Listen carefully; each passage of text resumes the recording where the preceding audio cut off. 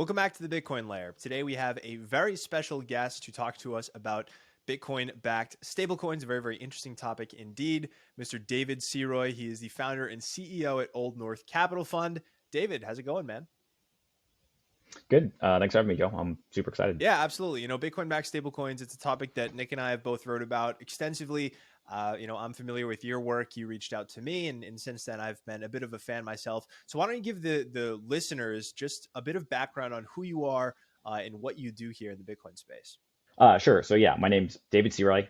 I used to own a small private lending company outside of Bitcoin, but I sold that last year, and now I spend most of my days kind of just infinite doom scrolling on Bitcoin Twitter, and then moonlighting as I'd say like an amateur Bitcoin researcher. And the topics that have kind of captured my imagination the most, you mentioned, are like Bitcoin-backed stablecoins and Bitcoin-backed credit, which are kind of two sides of the same coin. And then validity rollups on Bitcoin, or what some people refer to as ZK rollups on Bitcoin, which I think are a super underappreciated potential scaling solution for Bitcoin. Phenomenal. I love the doom scrolling as a amateur Bitcoin analyst, and I'll say you're far from amateur. Your work is very, very good, and ideally in this episode we'll get to sit down and chat about it a little bit. So first things first, talk to us about sort of what your whole thesis is regarding Bitcoin-backed stablecoins, Bitcoin-backed credit, and sort of the interrelation between the two. As I mentioned, it's something that Nick and I have spoken about in the past, and we've spoken about Lightning as this method by which Bitcoin can scale and it can offer these fixed income products. But you come from it at a slightly different angle. So why don't you walk our viewers through that? Yeah, so I'll lay out kind of like a whole foundation and then some context, and you can kind of interject at any point. So for context, I think like a lot of us when we first started learning about Bitcoin, and even now that we've kind of inundated ourselves with it, like everything that we see in the real world, it just reminds us of Bitcoin, right? It's like you go and talk to your normie friends and they're talking about like geopolitics or philosophy or whatever. They're scratching their nose and you're just like, yes, like Bitcoin fixes that. In the same way, when I go into conversations with Bitcoiners, everything that I hear from them, I often am just like, oh my gosh, like Bitcoin-backed stablecoins fix this. And in both scenarios, obviously, Bitcoin doesn't necessarily fix everything, and definitely Bitcoin-backed stablecoins do not fix everything. But the point I'm trying to illustrate is that I think that this is like a deeply misunderstood and underappreciated aspect of Bitcoin. And just like Bitcoin to normies, I think Bitcoin-backed stablecoins to Bitcoiners are something that, regardless of whether they end up researching it or appreciating it, it's going to start infiltrating Bitcoin culture. It's going to start being something that gets integrated, whether people like it or not. So when I refer to Bitcoin-backed stablecoins, I'm specifically referring to over-collateralized Bitcoin-backed stablecoins. And these are fundamentally different from something like Terra Luna. In the stablecoin space, there's really kind of like three buckets, right? There's centralized fiat-backed stablecoins like USDC and Tether, which, those are one-to-one backed in theory by either a dollar in the bank account or something like a risk-free asset like a US Treasury. There's then these over-collateralized models, which are backed by at least one, very often more than $1 of Bitcoin value for every kind of stable coin in existence. And then there's these kind of Terra Luna, like they try to peg the dollar through just pure economic incentives that really, in my opinion, have been doomed to fail from the start. But regarding over-collateralized Bitcoin-backed stablecoins, the implementation details can vary, but the fundamental idea is that you're taking an arbitrary amount of Bitcoin as collateral, and you're posting that or pledging that into some sort of smart contract. And because Bitcoin doesn't have full feature smart contracts, this would, for the time being, be done on like federated or trusted sidechains. But you're posting some amount of Bitcoin collateral into the contract, and then you're borrowing against that. And as a byproduct of borrowing, you're issuing new stablecoins into existence. The liabilities or the dollar claims that you're borrowing are themselves the new stablecoins that you can transact with.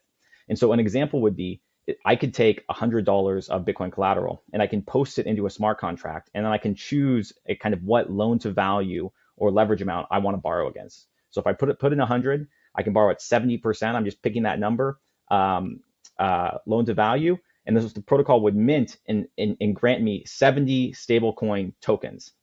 And so if the price of Bitcoin doubles, the value of my collateral is now $200, but the debt I owe is still only $70. So there is a kind of asset mismatch there. But that's very advantageous for all of us that potentially believe that over time, the dollar is going to devalue and our Bitcoin collateral is going to go up in purchasing power.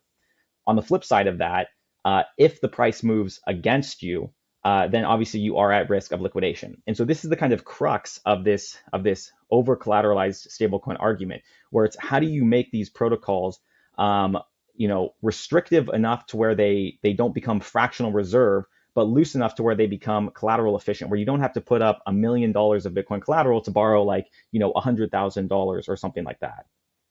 Fortunately, there's really been some incredible research that's been done and experimentation on Ethereum. And we're now seeing the advent of these projects that where, you could borrow it up to say 90% loan to value.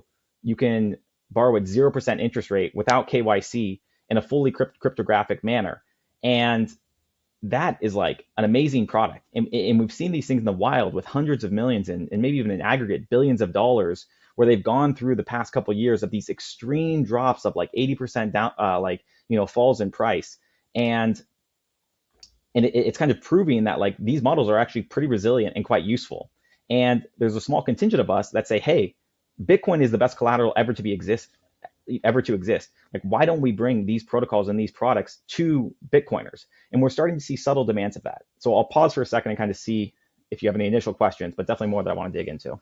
For sure. It is a very interesting concept because the system in which we live in now, of course, is a fractional reserve system. And now in the wake of 2008, of course, now reserve requirements, if I'm not mistaken, are zero, right? And so it's mostly a fictional reserve system. Money can be lent out of thin air, out of collateral that does not exist.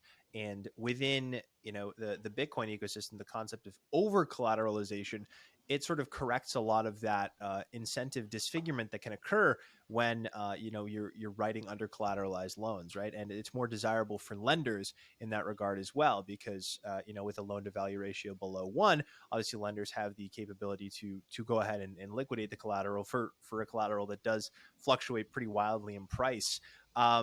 Talk to us a little bit about the incentives for this. I touched on them very, very briefly. Obviously, this is more desirable than something like a fractional reserve system, which of course Bitcoin was sort of created in part, at the very least, to escape. But it's allowing credit creation, which is necessary for global growth, at least accelerating global growth, to occur in a Bitcoin environment. Talk to us about the incentives here for people who have Bitcoin and for people who have dollars. Yeah. Okay. So a couple things. You had mentioned this kind of idea of like, the full reserve versus the fractional reserve. So most of us are familiar with the Austrian, school of economics. That's the framework that kind of underpins the economic side of Bitcoin. But within that, it's not that all credit and all borrowing is bad, but it's specifically a type of credit that people call circulation credit, where you're creating more claims than there are actual savings backing that. And so that is fractional reserve, saying if you only have $100 of gold in reserves, but you create $200 of claims against that. These stablecoin models are the exact opposite of that. You're always ensuring that there is more savings than there is kind of claims that have been minted into existence. So if you're an Austrian and you support full reserve, I mean, this is really the instantiation of that philosophy. We're building it in a way where we're not dependent on banks or counterparties or people to say, hey, trust me, this is full reserve. It just programmatically cannot break from that model. And so you asked about kind of incentives next. And this is like, really the part that is most appealing to me. It's not just that there is now this like really cool solution that people could use. It's that I think the incentives are aligned in a way that people will use it whether we like it or not, right? And in my article, I kind of break it out as like 3 different parties. There's the Bitcoin hodler, which is someone who they hold Bitcoin, but they also have to hold some amount of dollars because they pay expenses in real life. I think that's where the majority of us fall into that camp. And then there's the dollar holder, who says, hey, Bitcoin, it's kind of cool, whatever, but like I live on a dollar standard, I need dollars. And then there's the kind of hardcore Bitcoin maximalist that says, hey, screw that, like I don't need dollars whatsoever. Well, the first incentive is that somebody who believes in Bitcoin long term, if they don't want to sell their Bitcoin because they're worried that they're going to miss out on the upside price appreciation, then it is economically rational for them to borrow against their Bitcoin in a very conservative manner. And so when they do that, they put collateral into a smart contract and it mints these Bitcoin-backed stable coins. Well, the next party, the people that are really into dollars that just aren't yet ready for Bitcoin, they say, hey, like these dollars are really cool and really appealing to me. I can provably see that these are fully over collateralized and backed by Bitcoin. I know that there's not going to be a run on Silicon Valley Bank and I won't be able to get my dollars. I know that these are censorship resistant dollars. They're all around superior types of dollars. And so as the demand for those dollars occurs, it prompts more collateral to be going into the smart contract to mint more stable coins. And you create this kind of beautiful flywheel, this incentive mechanism where the demand for dollars pushes demand into collateral. And as the collateral demand goes up, the price goes up. And as the price goes up, it gives more room for people to create more dollars. And so these mechanisms kind of feed on themselves. And even if you're somebody that is just a hardcore Bitcoiner and you say, screw the dollar completely, you're kind of sitting there and being like, well, they are building everything like on Bitcoin. Bitcoin is the collateral underpinning everything. And, it's pushing number go up. So I benefit from it. Like it's an incentive mechanism where everybody is kind of now aligned. And we've seen very similar mechanisms play out in the fiat world with the Eurodollar system. And I think it's these same incentives that have kind of perpetuated this like 50 trillion, 60 trillion, maybe even like 100 trillion, like who knows how big the Eurodollar system, this like insatiable desire for dollars has pushed into collateral, which has fed the debt monster. And we can kind of like riff off that, but that's kind of the intro into the Eurodollar system, I think. 100%. You're absolutely right, David. I loved that transition that you made and how you explained it and broke it down and how sort of, this demand for collateral functions. It's why the dollar is so entrenched today. It's why, the US dollar can't necessarily be, at least in my purview, uprooted the way that people think you can unplug a video game cartridge and plug a new one back in, right? This deeply embedded structural demand for collateral feeds both the dollar and US treasuries as the global credit creation, scheme continues, right? And that same incentive structure can sort of be ported per se onto Bitcoin through Bitcoin-backed stablecoins, through Bitcoin over-collateralized Bitcoin loan creation, and obviously over-collateralized credit atop Bitcoin.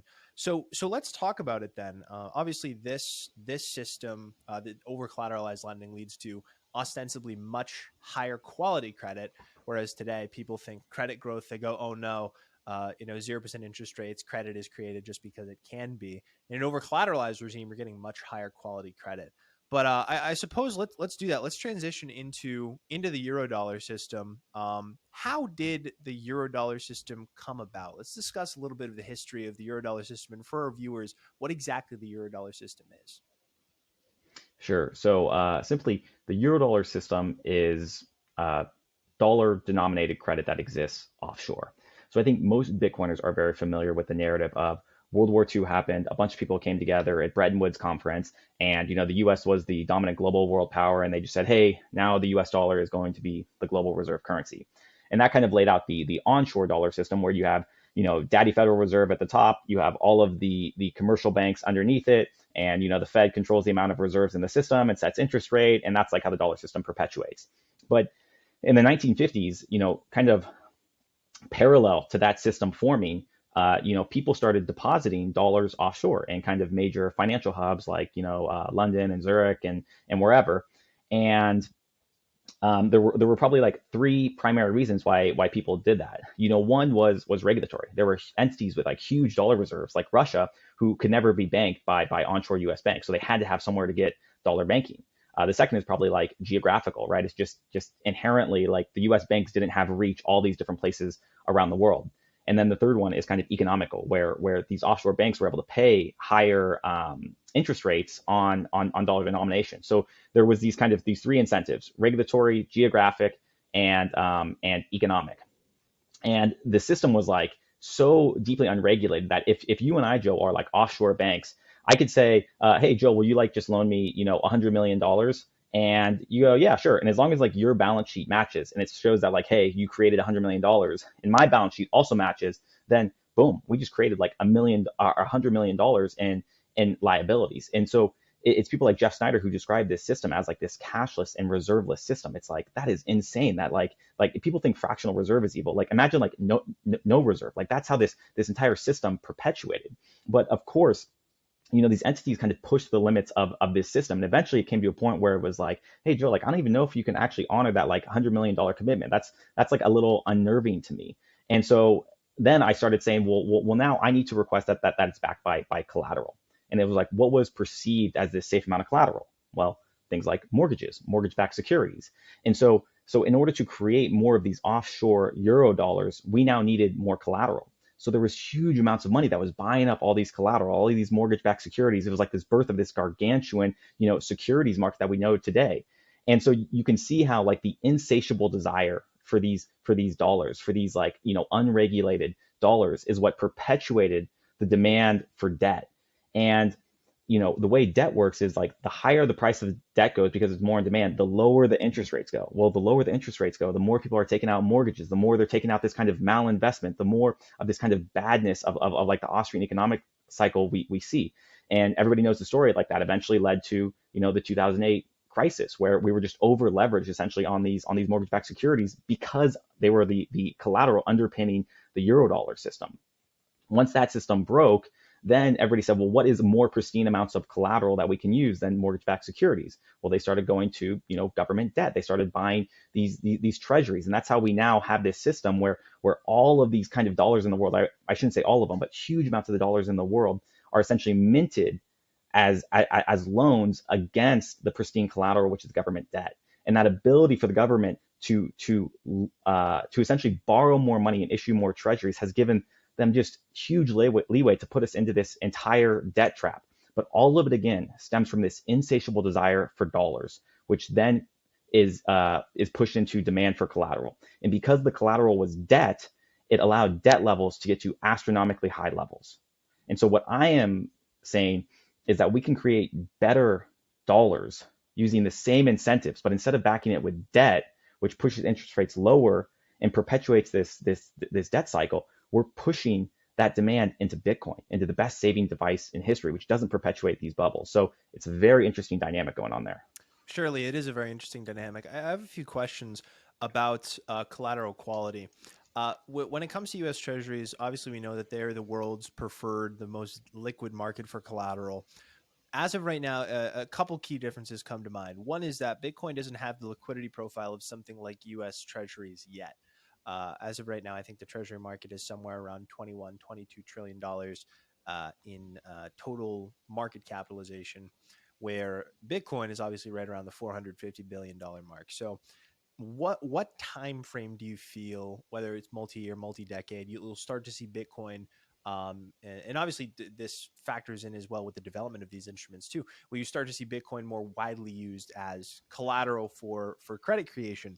And then also, what are the disadvantages of having, or advantages, I suppose, of Bitcoin being a wholly inelastic form of collateral in terms of its supply, right? It has this decreasing supply schedule until 2140, where there won't be any more issued, right under 21 million. That's the total amount of Bitcoin that will ever exist. So there's naturally scarce collateral, even at its highest amount that it will ever be issued. Whereas the U.S. Treasury market, of course, those can be issued ad infinitum, right? It is a very elastic collateral. So talk about the advantages and disadvantages of having an elastic versus inelastic collateral, and then what sort of timeline you think we'll start to see this system of Bitcoin, these Bitcoin-backed stablecoins, and then also Bitcoin collateralized credit start to emerge. The Bitcoin Layer is sponsored by Foundation Devices. Foundation Devices are the creators of the Passport Bitcoin hardware wallet, the Bitcoin hardware wallet that you already know how to use. Guys, it's got a gorgeous design. It's got a very sleek interface, very great screen, directional pad that everyone knows how to use. It makes Bitcoin storage easy and accessible to just about everybody. If you've been put off in the past from Bitcoin, taking your Bitcoin off exchanges, which we highly advise that you do, your Bitcoin isn't really there. These are fractionally reserved institutions. Look no further. This is extremely simple. Everyone already knows how to use it right out of the box. And better yet, you can get $10 off your purchase when you use code BitcoinLayer at checkout. Go to thebitcoinlayer.com/foundation to get yours today. Now, on with the video. Yeah, okay, so a couple questions there. One, like the liquidity of the treasury market, of course. Like I don't expect Bitcoin overnight to, become this multi-$100 trillion asset. Like I do acknowledge the kind of like entrenchment of the current system. But I do think this is going to be a bottom-up phenomenon where right now, in order to issue dollars in the Eurodollar market, you essentially have to have access to the repo desk, right? You go and you buy treasuries, you post them in repo, and then they give you dollars. That's kind of like the engine of the repo market. But now with these protocols, anybody, can take like as small as like $100, and they can say, well, I want to borrow at 0% interest. I want to create these Bitcoin backed stablecoins. And so I think in the same way that Bitcoin, it didn't go from being immediately put on corporate treasuries. It was this kind of like bottom up revolution. Like we're really kind of democratizing the credit creation. Credit creation right now is only belonging to like the select few who have access to the repo desk. We're going to start seeing it just on an individual kind of distributed level. I don't really know a time frame, but it just seems logical that if we're about to go into this, potentially like inflationary decade, and we all expect Bitcoin to keep going up in price, it is a very economically rational behavior to use these protocols and not sell your Bitcoin. And so just anecdotally, from kind of the demand that we're seeing for this product, I think we're going to start to see it grow. I don't really want to put a time frame on it, and I don't really know how soon it's going to take to take over the treasury market. For sure, absolutely. The second, I wouldn't either. At TBL, we definitely stay away from timelines, and of course when and where they make sense. But usually only on a multi-year, multi-decade time frame. We try to stay away from arbitrary timelines. So good answer there to that part. But I think the notion of this bottom up system whereby there isn't a specific collateral requirement. You don't have to be a specific type of institution to participate in the repo market. You can participate with as little as a very minute amount of Bitcoin that anybody would have in any given wallet on their mobile device.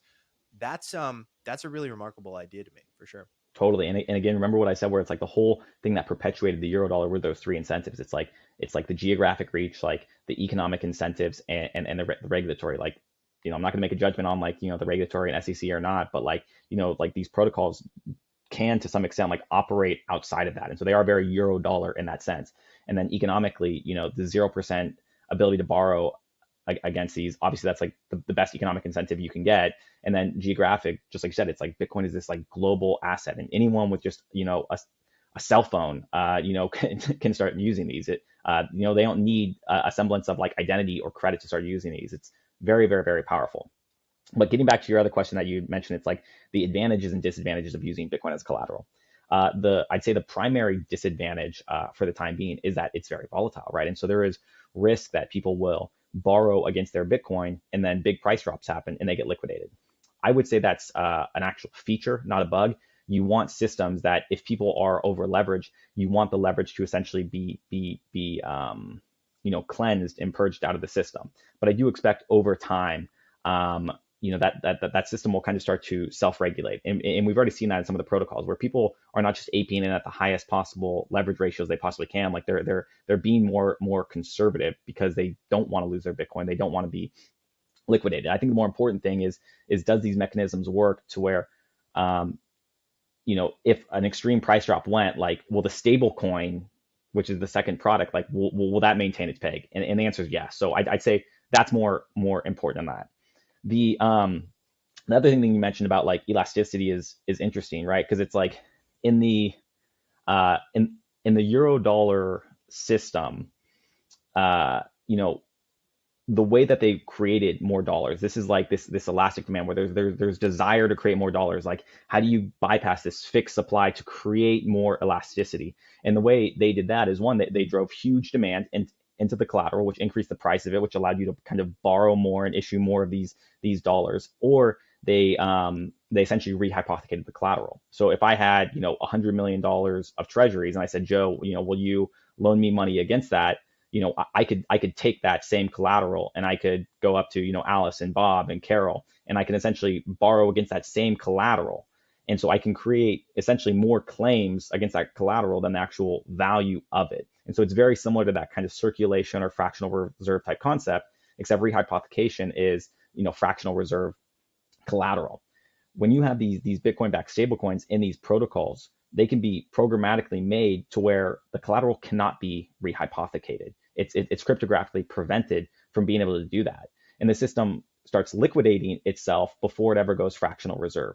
And so the point I'm making with all of this is all of these financial tricks that were used to kind of create more dollars or more claims or more leverage, you can restrict in these protocols, and you can cryptographically audit to see how many claims versus how many assets are there. And the only outlet to be able to create more dollars is for a number to go up. Like if we're at this limitation, I can't be the collateral intermediary and be like, hey, I'm going to take Joe's collateral and I'm going to rehypothecate the crap out of it for my own benefit. If the world demands more Bitcoin backed dollars, well, then Bitcoin price has to go up. And so the way I interpret this is, even though Bitcoin itself can't be made elastic, it's that demand, which in the traditional world would result in more elasticity, is instead channeled into a higher nominal Bitcoin price, which in turn allows more of this over collateralized credit to be created. So there is no restriction on the amount of credit you can create, because there's no cap on on how high the price of Bitcoin can go. And this is how we get into those like, million, 2 million, 5 million, 10 million, like insane, Bitcoin prices, is by channeling that demand for dollars into Bitcoin collateral. So this is quite remarkable, because it's a system where you can verifiably audit and ensure that collateral isn't rehypothecated. And because of that, the amount of credit will always be moving in line with the actual market capitalization of the underlying collateral itself, right? And it goes both ways, right? If the value of collateral drops dramatically, there isn't going to be all of this outstanding credit that is yet to be liquidated, right?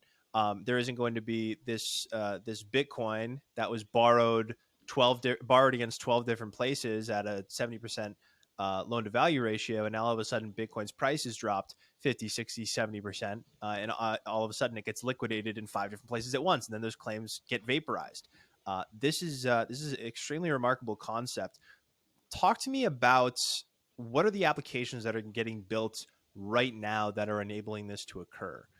I've written about, I've talked about, not necessarily directly Bitcoin-backed credit. So I'm curious to hear your thoughts. What is happening in this space right now? What are the applications that are getting built that can bring this to fruition?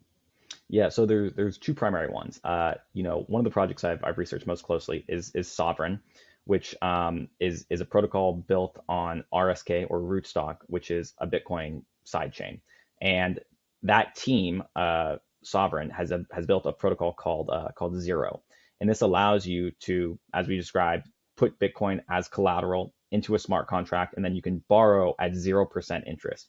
There is a small origination fee, usually ranging from like 50 bips to, I think it goes up to like, 5%, but all things considered, by far the most kind of competitive way to borrow against your Bitcoin. And then again, as a byproduct of that, you receive these stable coins. So you can either hold the stable coins as a liability, meaning something that you owe, which is effectively a short on the dollar, or you don't have to pledge any Bitcoin. You can just hold some of your dollar value as these Bitcoin backed dollars, in which case you're holding those dollars as assets, and you're subject to inflation.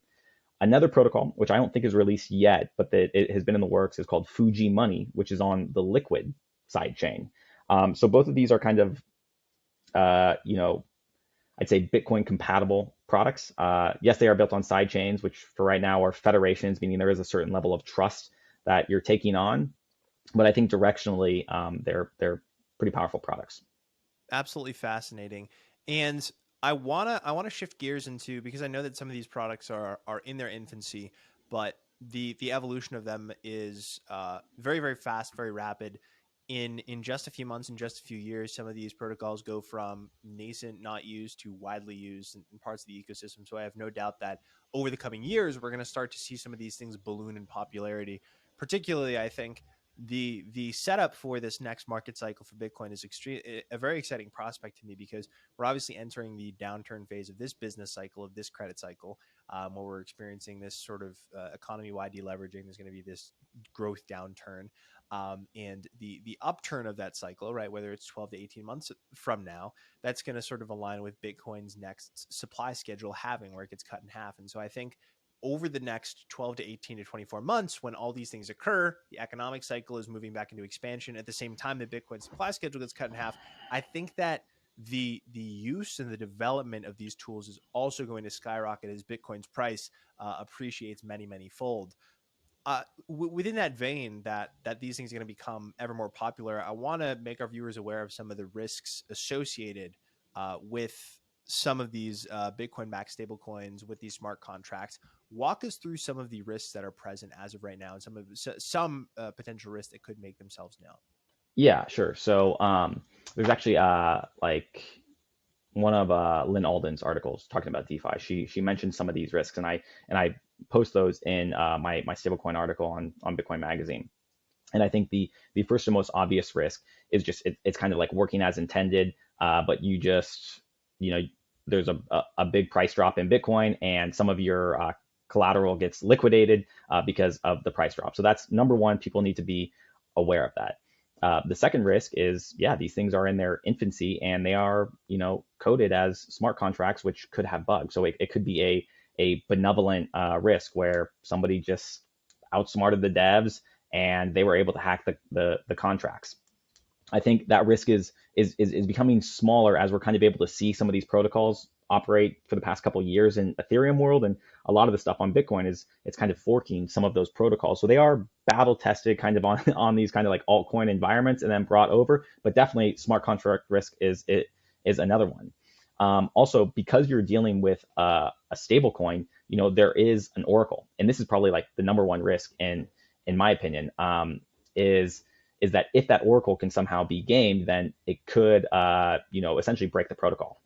And obviously, these are like well-known issues. There's ways to kind of like build defenses for the oracle and try to make them like quasi decentralized and have you have economic incentives that prevent people from submitting bad oracle prices, and you can checkpoint them against things like AMMs. And so I don't think it's like a risk that would prevent me personally from using the protocol, but definitely one to be aware of. And then the final risk, and this is like a common retort in Ethereum world, is like when somebody is building a smart contract, like the developers technically have the keys, just like you have the key to, or the private key to be able to send your Bitcoin. There's a key to be able to edit and change those smart contracts. And so people constantly say like, DeFi is not decentralized because somebody, controls that key, or it's like a small group of like unknown people that own the multi-sig that could just like rug pull you. You can get to a point where you can burn the upgradability of these contracts so that nobody owns the key and that they truly are decentralized. That is kind of the gold standard. And so that's something to kind of be on the lookout for, is like, have these protocols actually burn the upgradability? If they haven't, what is the rationale why? The final one I'll mention is that I kind of alluded to earlier, is these protocols for Bitcoin are built on these side chains. So you have a separate independent blockchain from Bitcoin, and you have to peg or bridge your Bitcoin over into that world. And as soon as you do that, it is essentially a Bitcoin IOU. You are trusting some sort of intermediary, usually kind of like a multi-sig, to issue you that Bitcoin IOU. At this point, some of the larger, more established side chains like Liquid and like Rootstock have like pretty well established security practices, and I think most people would consider them reasonably safe. But of course, like, that is not compatible with the ultimate Bitcoin ethos of like, there is nothing more secure than holding on layer one in deep cold storage. But if you're willing to kind of take these risks to explore these products, I think they're reasonable risks to start exploring, and there's kind of paths to make them fully decentralized in the future. Fantastic. Talk to us about some of the trade-offs and differences between other Bitcoin scaling solutions. Here at TBL, we talk about Lightning very, very frequently. Obviously, Lightning is very far along, I feel, in its development. Of course, there are still some drawbacks there, but it seems to be the most widely used scaling solution to Bitcoin. Talk to us about some of the existing scaling solutions and what their limitations are relative to what you're advocating for, per se.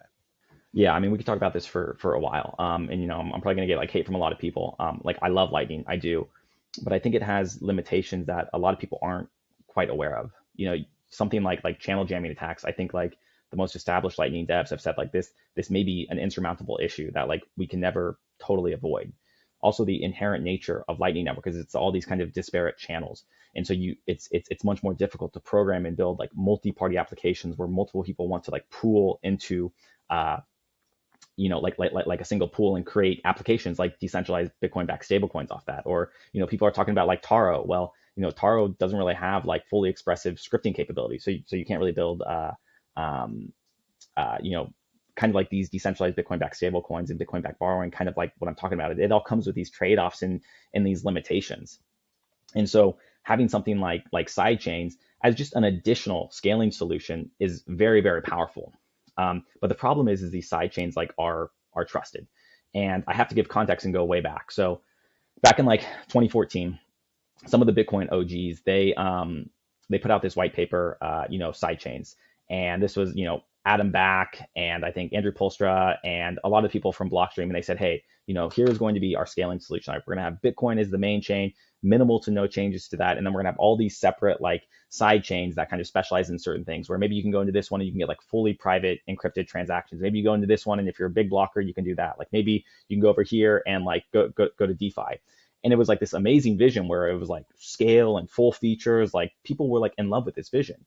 But the paper said like, oh, but wait, like we didn't solve this one thing, which is like the cryptographic two-way peg, meaning that if you bridge your Bitcoin from Bitcoin L1 into these other ecosystems, like I mentioned earlier, you're essentially trusting this federation. They're issuing you some sort of IOU on that, and so there's not this like trustless guarantee that you can bridge back. Like you essentially have to ask someone's permission for that, and that is like a little sketch. But Blockstream said, hey, don't worry, like we'll solve that. And I'm paraphrasing, obviously.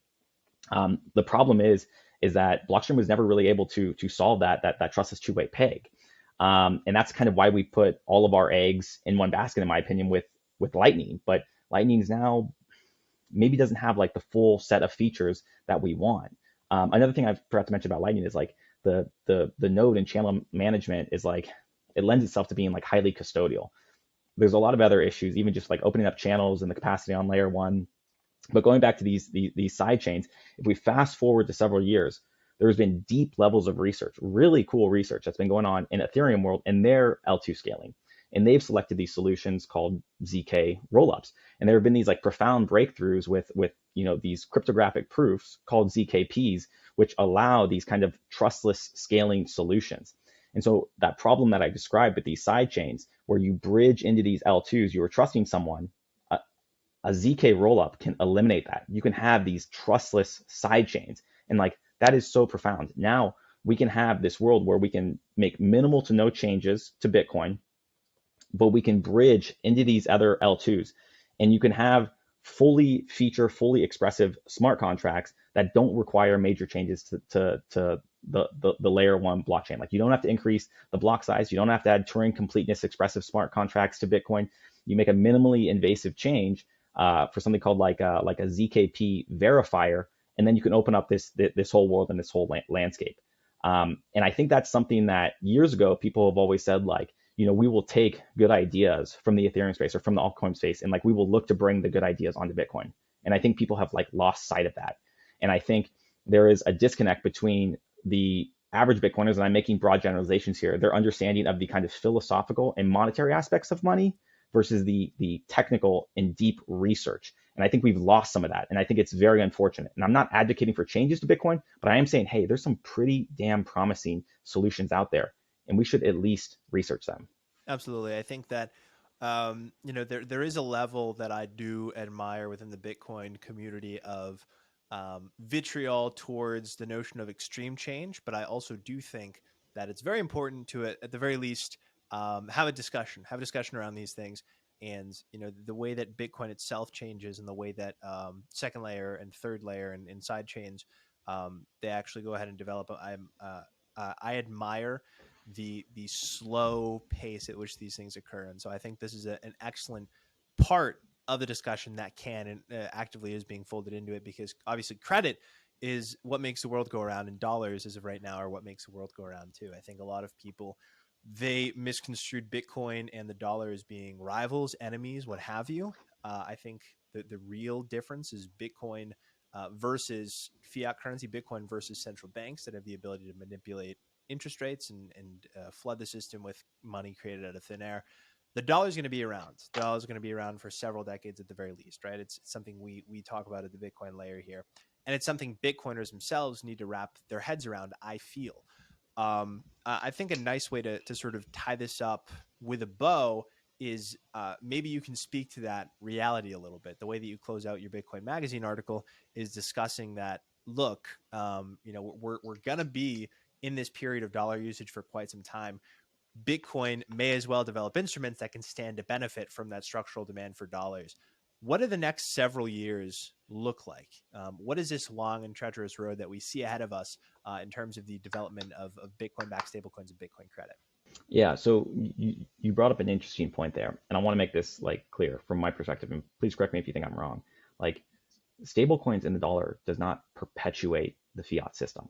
What perpetuates the fiat system is the demand for treasuries as collateral, right? Like all of this outsized demand for Eurodollars manifests itself, as I mentioned earlier, into lower interest rates, which allows the US government to continually keep fueling itself with debt. Yeah. If you want to And borrow and lend at a global scale, you need to have US treasuries. So that is correct in some aspect. Yeah. yeah, exactly. And having Bitcoin backed stable coins essentially removes that. You know, it's twofold. It's like if we acknowledge that stable coins are necessary and we opt for something like Tether, well, like every dollar of savings that goes into Tether perpetuates that kind of that fiat system by giving more debt. But if we start backing those by Bitcoin, like we are indirectly kind of defunding the government. Like we are essentially forcing them to borrow more at higher interest rates. And I think that's ultimately what all Bitcoiners want. And again, we're channeling all of that value into Bitcoin. And I'm sorry, I kind of lost track of your question, but I think it was kind of like, to like wrap up, it's like, what does this world look like? Well, I think whether Bitcoin is like it or not, like there's a small contingent of us that are going to kind of keep building these products. And I think that you're going to see hopefully this kind of Cambrian explosion of what Nick talks about in his book Layered Money, where there are going to be all of these different instantiations of kind of like, Bitcoin backed stable coins, where Bitcoin is like the core collateral at the top of the pyramid, and you have these different layers. And we're going to see that on side chains. And I hope one day, Bitcoiners start kind of questioning and saying like, what's the deal with these ZK rollups? And then hopefully we'll get to a point where we can have, these trustless Bitcoin backed stable coins. On top of that, once you have that sort of functionality, like you can add features like fully encrypted, end-to-end shielded transactions. And like there is in my opinion, a not so distant future where we could have like fully trustless using ZK rollups and fully encrypted Bitcoin-backed stablecoin transactions flowing on like a layer 2. Like that is just like an amazing vision. And I hope that we see it and I hope more Bitcoiners open up to it.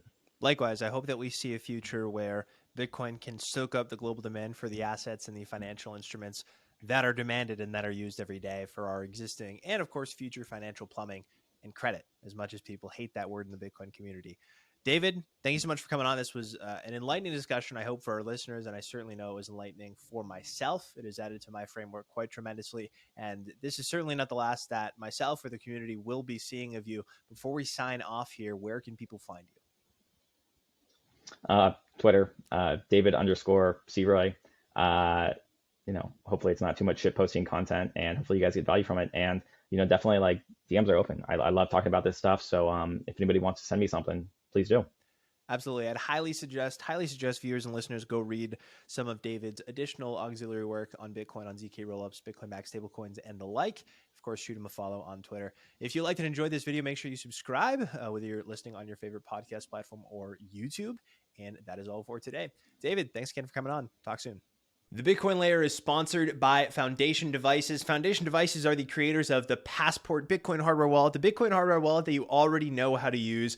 Guys, it's got a gorgeous design. It's got a very sleek interface, very great screen, directional pad that everyone knows how to use. It makes Bitcoin storage easy and accessible to just about everybody. If you've been put off in the past from Bitcoin, taking your Bitcoin off exchanges, which we highly advise that you do, your Bitcoin isn't really there. These are fractionally reserved institutions. Look no further. This is extremely simple. Everyone already knows how to use it right out of the box. And better yet, you can get $10 off your purchase when you use code BitcoinLayer at checkout. Go to thebitcoinlayer.com/foundation to get yours today. Now, on with the video.